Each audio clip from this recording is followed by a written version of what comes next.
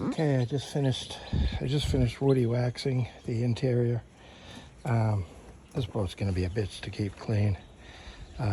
This whole finish here, I don't know how good that shows up on here, but it's like a little sprayed on non-slip finish, and it's everywhere. It's all in here, all down inside here, under the gun, the sidewalls, the gunnels. Oops, there. I think that's a bug. Bugs come in and land on this. All this, the top of the gunnels, the floor, are all that same sprayed on anti-slip. And it is pretty damn anti-slip. But Russell Parker has that same thing on his floor, and he complains about it being very difficult to clean. So when I got home here yesterday, there was some paw prints from the people that worked on the boat and whatnot. So I figured, well, I'll just get them cleaned up. Let me tell you, it was tough, very tough. So anyway, quick rundown on the interior. This is probably going to be a longer video than it needs to be, but these little hatches, you push down on these things, turn them aside, and then it lifts up. Much smaller compartments than what are in the Maycraft.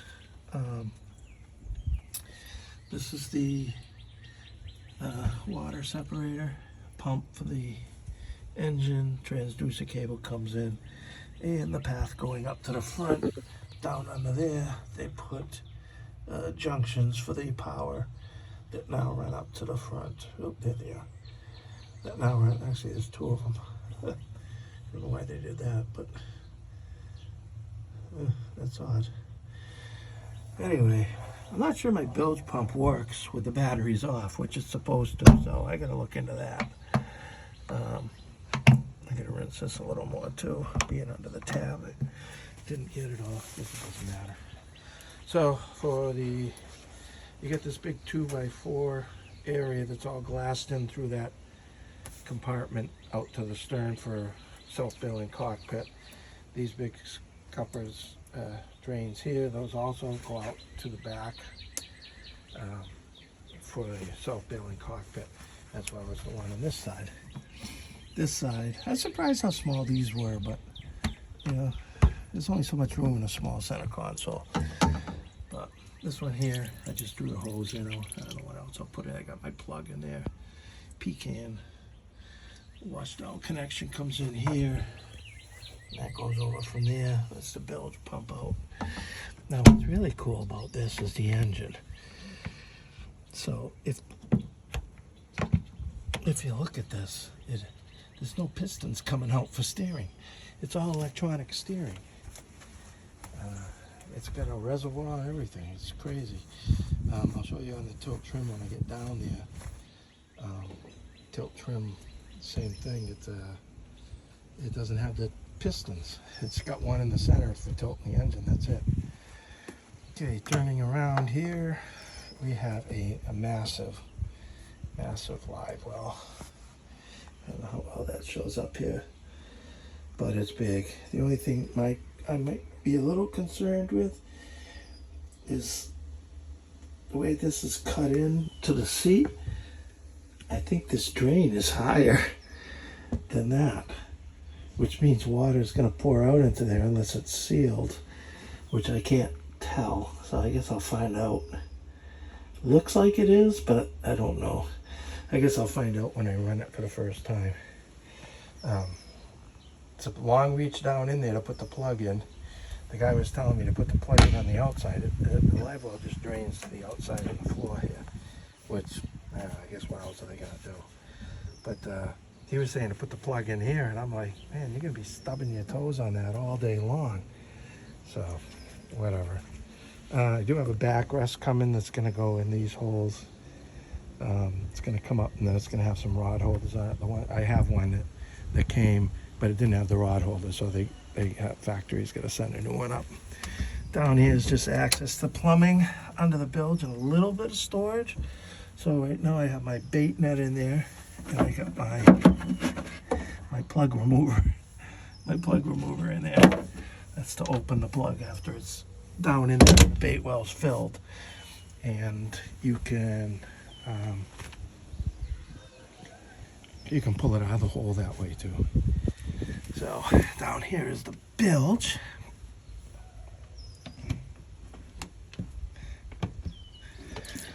Very small bilge compared to the Cape Horn.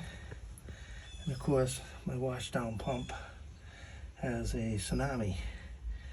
Not a SureFlow like I asked for. Has a Tsunami. I'm not happy about that. I get a nice B175M transducer. That's for deep fishing. And looks like a SureFlow pump here. And I don't see a strainer before that either. So I'm gonna have to pick up 2 strainers so these pumps don't get fried, sucking in weeds. Some build dirt there, and there's the bilge pump there. I think there's only one, I can't see it. Let me get down. Oh, this is tough for me, especially on a hill. Holy shit, look at all this shit back there. I'm gonna have to get the vacuum. But yeah, there's one bilge pump. I guess you can shut the scuppers off with the ball valves. That's kind of cool. Just in case you start taking in water on the hose. Cool. But it is filthy. I guess I gotta get the vacuum down in there at some point today after I buff this floor off, because right now I am sliding, which I'm not sliding when I was standing, which was weird. But now I've rinsed the woody wax off. The heaviness, I can feel myself slide. Anyway, then you come up here, you get the helm. I had a Axiom put in. Are you a live spider or a dead spider? You look dead. Let me get you off my boat. You're not allowed on here. So I got a, no, not an Axiom. I got a Apex Humminbird 16-inch installed here. I still got to figure out how to run it. And just marine radio. These are the gauges. This is what's really weird. This motor now comes with a fob. It's crazy. There's no key. So you put the lock out there, you press power, and then start. If you had 2 stations, you could switch there. You got trim assist, and that's, I guess, how to, you can set different trim for certain RPMs if you find a trim and an RPM match up consistently. Up, down, trim, and then here is if you are, I don't know if you can see that. I can't see it, so you probably can't. Anyway, on the side of the handle, there's an up and down for the trim. And then there's also a speed up, speed down.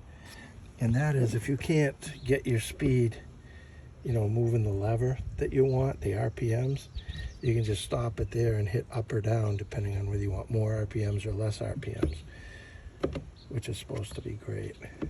So we'll see. I get to try it out. I don't know when, but soon. Then in here, this is one thing I didn't care for. The battery switches are in here, in this little drop down. So I used to like to be able to flip them on before I got into the boat to set the boat up, but now you're gonna have to get up in here to do it. And then some storage here, not huge, maybe a little over a foot, whatever. But that's kind of nice. Nice storage there. Antenna mount. I just noticed this, so I will try to tighten that up. I don't know if I'm going to leave it like this, or I guess I don't have a choice on this one. I don't know. I might move it so the antenna's on the inside and just fold it down going forward. It's probably not the best to do that, but I don't know. Right now, it's mounted. I'm not gonna think about it. 3 rod holders on the side, a couple grab rails up front, put some additional rod holders in the gunnel. gas tank fills up here. Okay. Thought that was odd, but whatever. And a huge, and I mean huge, anchor locker. So I gotta add some anchor line. They only gave me like, I don't know, 114 feet of anchor line with the boat. So I'm gonna get some more anchor line, and I'll set that in there, and then I'm gonna store my bumpers in there and probably my dock lines, I guess. There's plenty of room for it. A couple more rod holders on this side. These are what they call fly rod holders. I don't know what makes them, oh, I know what makes them different. I hope they hold a regular rod holder too, but we'll see. But for the money they wanted for these, it's just cheap fucking plastic, you know. So, I don't know, whatever. I think it's a little expensive for plastic, but they're on. And then there's two cushions that mount on here and here and here. I don't have them on yet. They normally put a cooler in here, but I didn't want a cooler. I wanted full access up to the front. I mean, up to inside. So I've got all storage up inside here. I'll be able to put a lot of good stuff in here. And see if my tackle bags fit, and I can get them out easily. And I can put my tackle bags in here or whatever. I mean, I want them right there. I gotta think out the positioning of everything, but there's a ton of storage because of this, because I got rid of that cooler. And one thing I didn't anticipate, I mean, these combing pads are really nice to lean against and stuff, but they take up quite a bit of room. So when you're walking by, you know, there's not as much room as there would be if you didn't have a combing pad. Something to think about if you're thinking about combing pads. I did not think about that. So, my bad, but whatever. I'll deal with it because I do like the combing pads. They're nice and comfortable. And in here, we have some wiring. The box, 2 batteries. This needs to get vacuumed out, cleaned up. There's a light in there. Let me see what else. I haven't really looked in here, and I want to. Here's the fish finder. I'm gonna have to get in here and look. I want to see how everything's done up for my own personal knowledge. Pretty clean wiring job though. I mean, it's not like the Maycraft, but there's a shitload of wires. Anyway, that is the boat. Plenty of storage in here too. So I might get like a box that I can put stuff in, so it doesn't just fall all over the place and whatnot. So anyway, can't really tell probably from the video, but that's the interior of the boat. The exterior is pretty blah. Oh, I forget these little seat fold downs for your feet, which is kind of nice. Nice comfortable seat. Hopefully I can get some time in here today to do all the vinyl before it rains. I gotta buff off the woody wax is the next thing I'm gonna do. Once it dries, and then you hit it with this hose to wash the majority of it off, then you hit it with the with cotton towels to buff it and dry it off. That's it. All right, uploading to YouTube, Larry.